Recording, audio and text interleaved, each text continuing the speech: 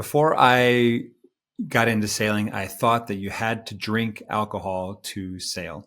Obviously, that's not true, but that was a feeling that I had, and it was one of the barriers to entry for me in learning how to sail. So today we're going to talk about the role that drinking sometimes can and does play in sailing and how we handle that. Welcome to the What Could Go Right podcast. We are your hosts, Eric Orton. And I'm Emily Orton. And here we talk about personal growth and sailing. In 2014, we moved aboard a fixer-upper sailboat and bootstrapped a year sailing with our 5 kids, and it changed our lives forever. We tell the whole story in our memoir, our book, 7 at Sea. On this podcast, we want to help you go from fear to freedom, one adventure at a time.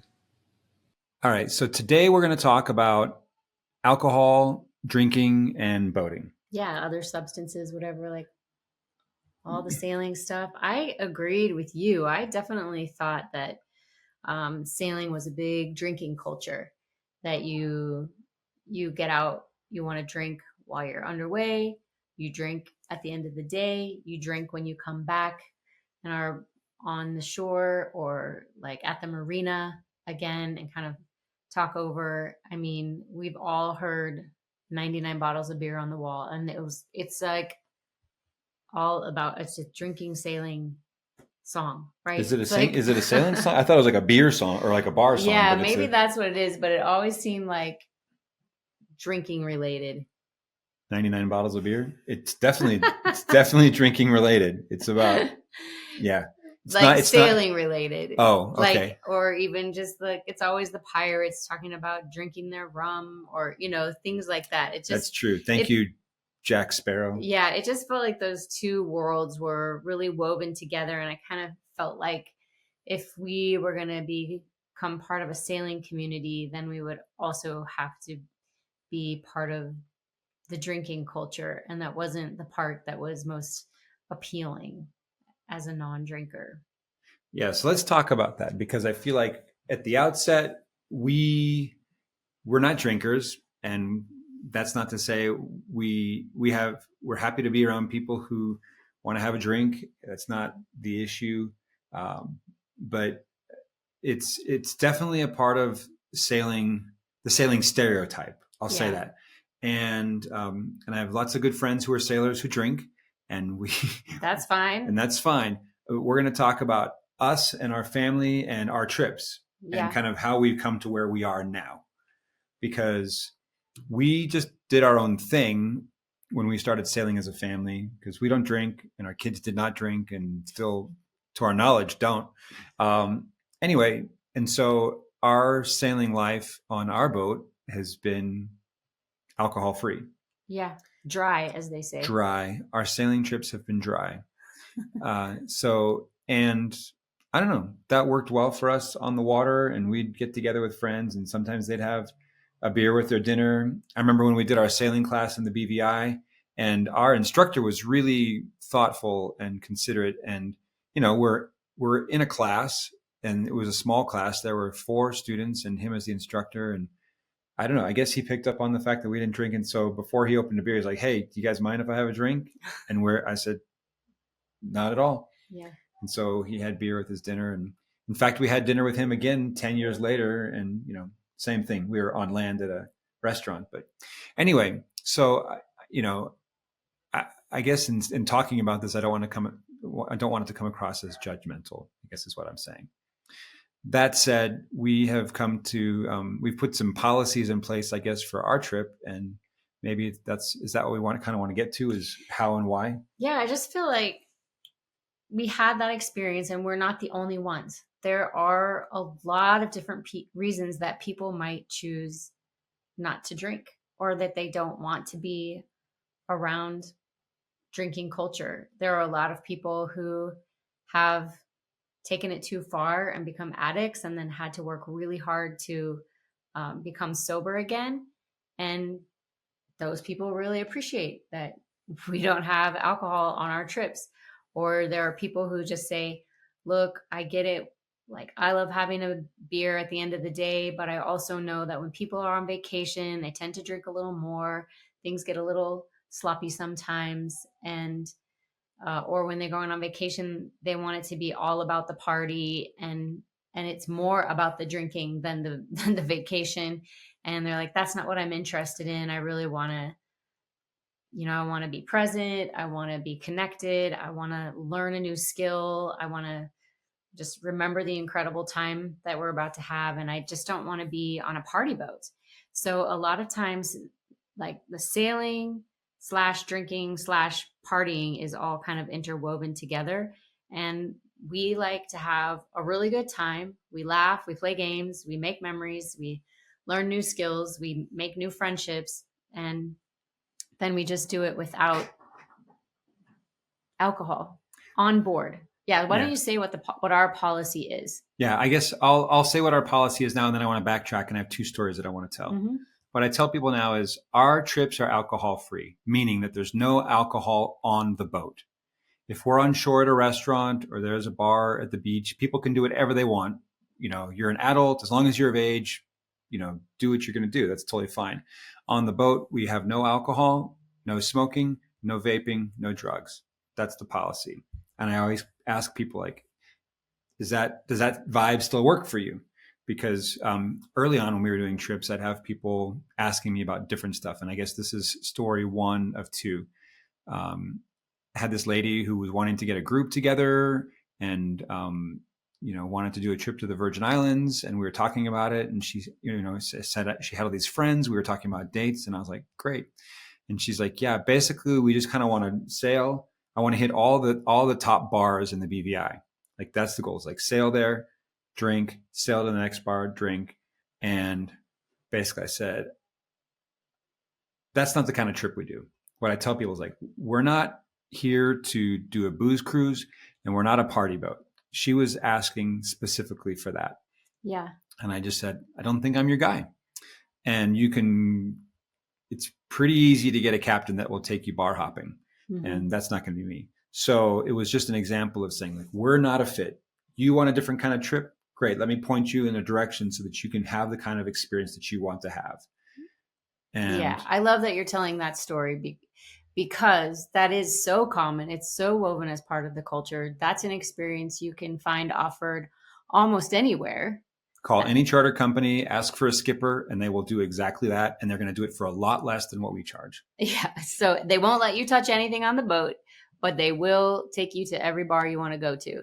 And you can sleep in, get up late, go to the next bar, sleep it off. Yeah, all of that stuff. That's a pretty common sailing vacation.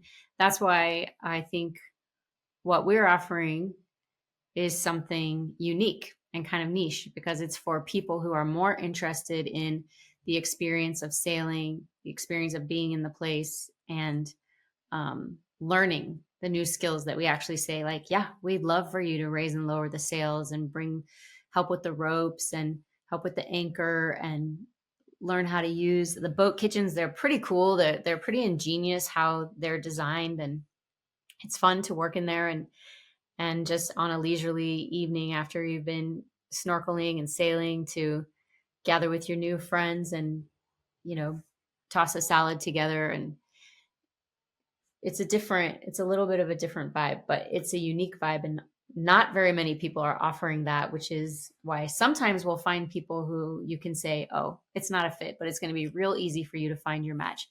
But when we find our match, just say, like, oh, this is what I've been looking for. I don't want a booze cruise. I don't want a party scene. I want to have a chance to try everything and push all the buttons and bring a loved one along and see what they think. Yeah, I remember being at anchor in the Bahamas. I can't remember the anchorage. I think it was Norman Key. And it was nighttime. We dropped anchor hours before the sun had gone down. It was dark. We were having dinner. There was a big boat anchored between us and the beach, the shore, and it was a dive boat. Looked like maybe it was, I can't tell if it was two-story boat, but there was a lot of people on it, probably 30 or 40 people on this boat. And it was, a little bit raucous, a little bit noisy, no problem with that. Everyone's just enjoying their evening, and we're done with dinner, kind of cleaning up, putting the dishes away. And as we're sitting there, we see this dinghy coming across the water towards us, and it gets closer and closer. And I can tell that there's two girls, probably in their late 20s, and they're talking, and but can't really understand what they're saying. And but the only word that was crystal clear was, and I'm forgetting if it was tequila or scotch, but it was some kind of, like hard alcohol, and or vodka, one of the three, I forget. And then they realized that, oh, this isn't our boat, and sort of stopped coming straight towards us, and went around us a little bit around the stern of the boat, and they kept going, but they were going towards open ocean. Mm. And I was like, are they taking their little dinghy, like their little 8-foot dinghy, out to sea At and night. at night? And they didn't have a headlamp, they didn't have any lights with them, and you could hear glass clinking around. So our presumption was, they had been drinking, they had alcohol with them, they were drunk, and they were heading in a very small vessel towards big open water. And about 30 minutes later, maybe 45 minutes later, this big boat that had been anchored between us and the beach goes by. And presumably they had come from that boat, gotten disoriented, and were separated from their main boat. And the big boat was going to look for them because they had gone out to sea. And later that night, I hear chatter over the VHF radio about search and rescue, this and that, vessels in the area. And I don't know the story. I didn't, they weren't being very clear on the radio, but it was just an example to me of whether they lived or died. I don't know. But either way, it's just a reminder to me of um, how dangerous it can be to mix being on the water with alcohol, especially in large quantities. Yeah. You make, decisions that aren't the best sometimes, and you don't realize it Yeah, when yeah. that's happening. I guess a third story that's Yeah. kind of, broad daylight, middle of the day. I was at one of the marinas, again in the Virgin Islands, and there's a boat coming in. Three couples looked like they were in their 60s.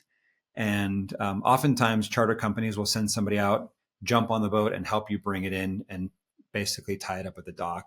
And they didn't have anybody doing that. So the people that were the, I guess, the people that had chartered the boat themselves were driving it, and they were a mess. They were all over the place trying to dock this boat. They were coming in fast, making hard turns left and right, they weren't getting it right. And they kept bashing this boat into the dock and just trying to get it in the right position because the wind was making it a little bit tricky. But this beautiful boat Oh. just getting banged up. And part of the responsibility is, the charter company should have been out there to help them, I guess. But it seemed obvious that they were all, they all had a drink in their hand. And just an example to me of like, it doesn't bode well. Thank goodness nobody fell off between the boat and the dock and got crushed or anything like that. But dangerous stuff can happen. So I've seen it with young people. And seen it with old people. I've seen it, or older. Thank you. Sorry. That is not old, guys. 60s is not old, but I've seen it with older people. I've seen it with young people. I've seen it during the day. I've seen it at night. And we, for a while, we're kind of saying like, look, if you want to have a bottle of wine with dinner, or if you want to bring some beers on board for sunset, fine. Bring your own. Yeah. Bring your own. You can, pick it up. We're not going to buy it. We're not going to provide it. But if you want to bring it on the boat, that's fine. Just be responsible. And I'm going to refrain from sharing any specific examples. Yeah. Because I don't want anyone to feel singled out. But I'll just say that it was hard to manage. And then, next thing you know, you see somebody picks up a bottle of vodka and that's tucked in one of the cupboards, or they pick up a bottle of scotch and then all of a sudden tucked behind the garbage can. And now we're like college room advisors trying to see it, and we don't want to be like tracking who's drinking what. But to me, the main issue is that one of the main issues, in addition to everything that you've said, is that there kind of seemed to be a separation of like, oh, these people are actually here because they want to be drinking, and they would find opportunities to do that instead of, they wouldn't come to shore with the group, they wouldn't come up on deck to try to learn how to sail, they wouldn't come out, they were trying to be there's a separation, exclusive. It created a real separation, instead of a joining together, and people who abided by the rules went away with new skills and new friends. And the people who spent their whole time trying to find a place to drink on shore and find a time when they could be on the boat alone so that they could drink, um, missed out on all of those connections and that learning. And then afterwards, we're like, hey, how come we didn't learn anything? And we're like, well, we learned a lot. We learned a lot on this trip. We learned that our new policy is we're not bringing it on board. Yeah, and all that's to say, I've had plenty of good experiences where people would come and they would have and be responsible. They would be responsible, and they'd have a glass of wine or a beer, and and sometimes they'd even say, "Hey, there's a bar on shore. Can you drive us over?" Absolutely, I would take them and I'd pick them up, but it just wasn't on the boat. And but we had enough kind of complex experiences that we decided we're going to keep it simple, no alcohol on the boat. And 9 times out of 10, when I ask people on our calls, as we kind of get to know each other before extending invitations, people are like, either like, "Hey, not a problem. I'm happy to have, a margarita at sunset, but I don't have to. And so it's not a big deal." And what they want to get out of the trip outweighs needing to have that component. Or they say, "Oh my goodness, thank you so much. I'm a recovering alcoholic and I don't want to be around it." Or it's been, I have a bad history with this with people in my life. And so I'm happy to be around people who are not drinking. And I, just to say, there's a number of reasons why people are really, really happy that it's an alcohol-free boat. Yeah. So that's it for me. That's good. So for us, it's something that sets us apart, is that we say, hey, we are building a team here, and everybody gets to participate, and that means everyone just needs to be ready and present. And that's been part of what has helped, strengthen these groups and help everybody make friends and help everybody learn the new skills and have the kind of adventures they want to have. And it's been one of those questions that helps us make sure we have the right match for our trips. And it helps them have a better experience, because then they know they're going to be on board with people who are looking for the same kind of sailing experience that they're looking for. And that's what makes it so fun. It makes it safer on our end, and just physically, and then just socially easier for everybody. And we want it to be easy for people. And we always have fun. We have fun. It's a good time. So if that sounds good to you, and you think that an alcohol-free boat would be the kind of, and learning how to sail is the kind of experience you want, then we'd be happy to chat. What could go right? Hey guys, it's Eric. Before we wrap up, I want to give you the sailing takeaway. As I'm recording this, at the moment, we're going to be in Italy, June 7th through the 14th. We do have 1 cabin at the moment. By the time this airs, that may be gone. But if you're curious, just ping me, hello@theawesomefactory.nyc. We're also going to be in Greece, July 19th through the 26th. And then we're going to be in Croatia, August 2nd through the 9th. So if any of those are interesting to you, drop us a line, hello@theawesomefactory.nyc. Also, one thing to note, these trips are 2 days longer than our regular trips. So you get 2 bonus days as compared to the regular trips that we do in other parts of the world. Also, because of this acquisition that we've mentioned a couple times, we may not be doing more trips to the Mediterranean for a while, because we're going to be otherwise occupied during the summer months with this possible new business. So if you want to get to the Mediterranean, this is your year. We're for sure going, not sure after this, but Italy, June 7th through the 14th. At the moment, there's 1 cabin. Greece, July 19th through the 26th. There's 1 cabin for now. And then Croatia, August 2nd through the 9th. We got a couple of cabins available. So DM me, DM us, or email us, and we'd love to hear from you and see if it's a fit. Also, at the end of our trips, I like to share what people have taken away. So I asked them a couple of questions. They're kind enough to share their answers with me and give me permission to share them with you. So here's a takeaway from somebody who came sailing with us recently. Okay, my biggest concern is too personal. I'm not going to share it with you, but I'll tell what one of the others was. That's fine. It was just the connections. Getting to me, this is traveling abroad. I mean, we've never been so far away, and I'm so thankful. Lance and Lenora were there in St. Thomas when we landed. They met us at the airport, and they showed us how to put a trip together. I really appreciate that. We could have done it, but I'd have been pretty tense about all that. I think the most, I can't quite identify the most delightful thing. I'm going to name two, maybe three. The first one I noticed that I really took delight in was watching my wife instantly connect with you other ladies. It was such a thrill to just see you start really having heart-to-heart talks the very first evening. And the other thing was just how everyone on here gave of themselves, however, whatever their natural way of doing it was. Clint caught fish for us. I can't go around and name everything. I get a mind block, but I noticed every one of you was in your own way giving your gifts to this expedition. And that's what I wanted to do too. I feel like I haven't hardly competed with some of you. I hope I have been an asset to the trip. And the other question was, what would I tell people? Yeah, if somebody was thinking about coming. I must also comment on the scenery, the water, the snorkeling.